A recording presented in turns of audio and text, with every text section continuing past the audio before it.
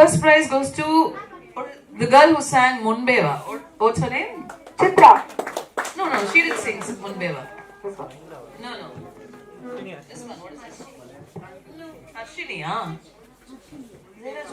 okay. Yeah, she gets the first prize. Please welcome Harshini. Congratulations. And then the second prize goes to Chitra. Chitra. Devanga Chitra. Please welcome on there. நான் பேசுறது கேக்குதா mic See, கேக்குதா இது வந்து இதெல்லாம் ஒரு ரேட்டிங்கா நீங்க எடுத்துக்கவே கூடாது. ஏன்னா என்ன பொறுத்த வரைக்கும் 5 பேரும் ஈக்குவலா பாடுனீங்க. இங்க சொல்லி ஆகணுங்கிறதுக்காக ஃபர்ஸ்ட் செகண்ட் தேர்ட் சொன்னேனே கண்டி. இந்த 3 பேருமே ஒவ்வொரு விதத்துல ஸ்பெஷலா இருந்தாங்க. சில பேர் நம்ம வந்து என்ன சொல்லுவோம்னா ஒரு காம்படிஷன்ல ஃபர்ஸ்ட் வந்துருவாங்க. ஆனா அவங்களோட பாடெல்லாம் ஹிட் ஆகாது. இதுல எல்லாருக்குமே ஹிட் குவாலிட்டி ஒன்னு இருந்தது.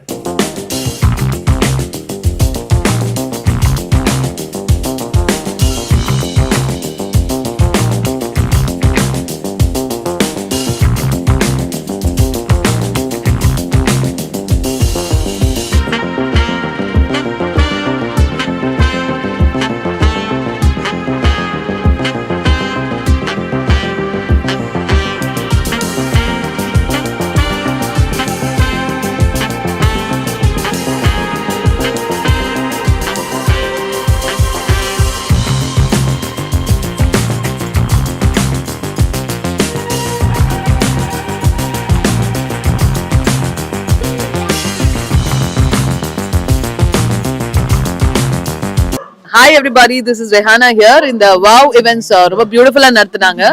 இதுல என்ன பத்தியும் போட்டிருந்தாங்க. It was a big surprise for me. அதுல பாடின சிங்கர்ஸ் எல்லாம் ரொம்ப நல்லா பாடினாங்க. எல்லாருக்கும் எஸ்பெஷலி the first 5 அவங்களுக்கு நல்ல ஃபியூச்சர் இருக்கு. they have beautiful voices. அவங்கள அழகா செலக்ட் பண்ணியிருந்திருக்காங்க.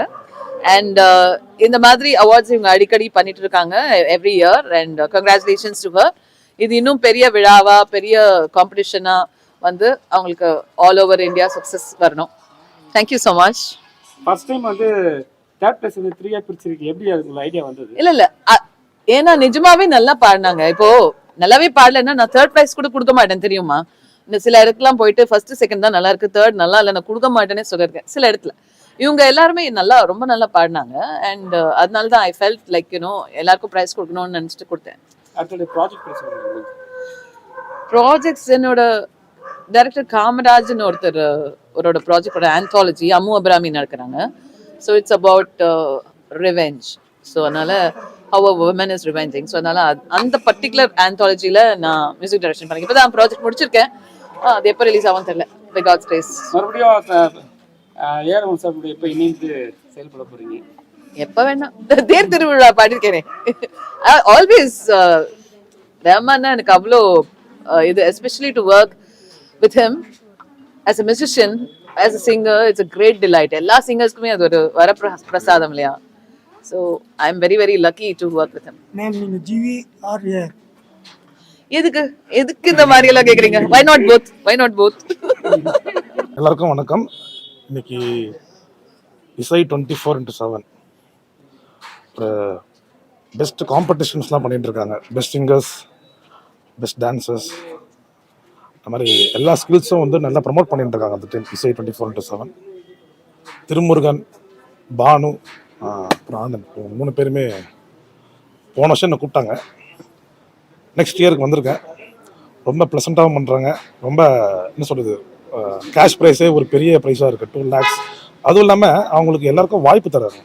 வெளியில் வந்து மியூசிக் டைரக்டர் பேசியோ இல்லை டைரக்டர் பேசி அவங்களுக்கு சான்ஸும் வாங்கி தராங்க. அதனால் இந்த இசை 24x7 பெஸ்ட் குவாலிட்டி அதை சொல்லலாம். ஏன்னா வெறும் காம்படிஷன் எடுத்துகிட்டு போகாமல் அவங்களுக்கு வாய்ப்பு கொடுக்குறதுன்றது பெரிய விஷயம். அதனால் அந்த 3 பேருக்கும் நான் ரொம்ப நன்றி சொல்கிறேன்.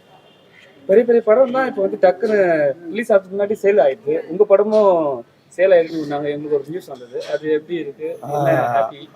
சேல் பண்ணிட்டோம். லோக்கல் சரக்கு படம் வந்து 2 வருஷத்துக்கு முன்னாடி ஆரம்பித்தோம். நல்லபடியாக திரு வினோத்குமார் அவர் பேர், வாராகிசாமி ஃபிலிம்ஸ், அவங்க தான் நம்ம படத்தை வாங்கி இன்னைக்கு 26ஆம் தேதி கம்மிங் 26th வந்து லோக்கல் சரக்கு ரிலீஸ் ஆகுது. நல்லா ஹாப்பியாக இருக்கேன், சந்தோஷமாக இருக்குது. அவருக்கும் நன்றி சொல்கிறேன். இந்த நேரத்தில் எங்கள் படத்தை வந்து அவர் நம்பிக்கையோட வாங்கி அவர் இந்த படத்தை வாங்கினால நல்லா டபுள் லாபத்தை அடைஞ்சு அவர் மென்மேலும் அடுத்த படத்தை பண்ணணும்னு ஆசைப்படுறேன். ப்ரொடியூசர் வந்து படம் வாங்கினவங்க படம் பார்த்தோம் என்ன சொன்னாங்க ஃபீட்பேக்கு? இல்லை, நான் படம் போட்டு காமிக்கும் போது அவர் சொன்ன ஒரே ஒரு விஷயம் என்னன்னா, நல்ல ஒரு காமெடி என்டர்டைன்மெண்ட்டாக இருக்கணும் அப்படின்னாரு.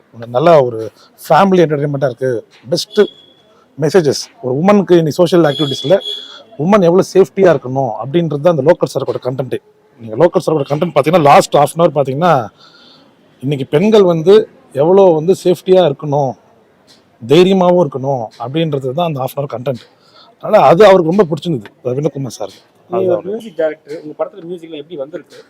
அருமையாக வந்திருக்கு. நல்ல உங்களுக்கே தெரியும், ஒரு கானா பாட்டு ஒன்று இருக்குது, இந்த கண்ணால மயக்கிரியன்னு ஒரு பாட்டு இருக்குது. ரெண்டாவது ஒரு நல்ல மெலோடி சாங் விவேகா சார் எழுதியிருக்காரு. நல்ல பெஸ்ட்டு மெலோடியாக வரும்.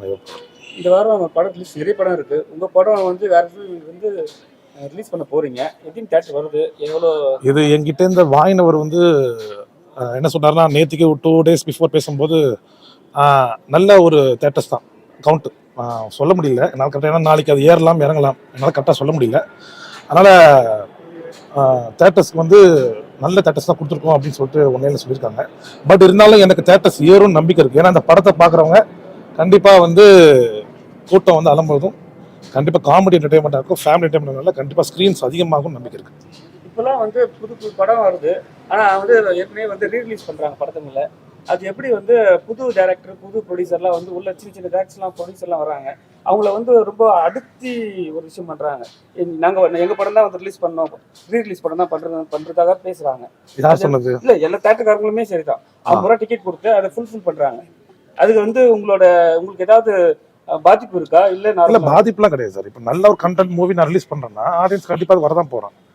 சில பேர் வந்து ஒரு எக்ஸாம்பிள் சொல்கிறேன், இப்போ முத்துன்னு வந்தது ரஜினி சார் படம், நல்ல கலெக்ஷன் கேள்விப்பட்டேன்.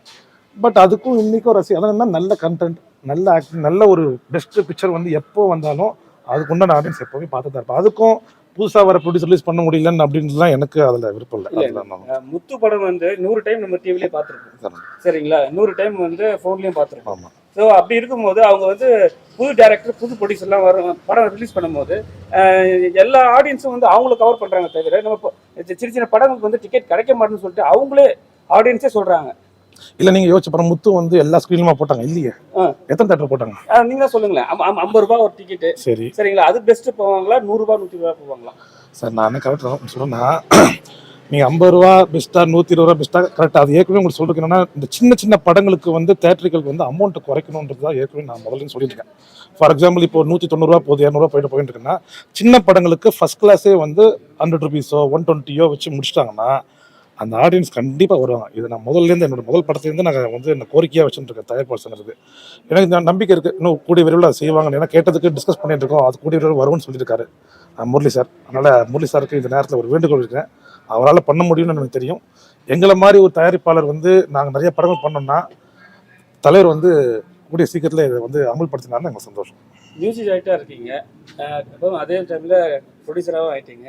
இந்த 2 விதத்தில் சவால் எது உங்களுக்கு நான் பிடிச்சது? Music director. ஏன்னா ப்ரொடியூசர்ன்றது ஃபேமிலியாக அது முதல்ல ஆரம்பித்தோம், லோக்கல் சர்க்கிள் ஆரம்பித்தோம். இப்போ ஆர்விஆர்ன்றது உங்களுக்கு தெரியும், அந்த கடைசி தோட்டான்றது பண்ணிட்டு இருக்கோம். 2 பேனர் இருக்குது நம்மளுக்கு. பட் இருந்தாலும் என்னோட பேஷன் வந்து மியூசிக் தான்.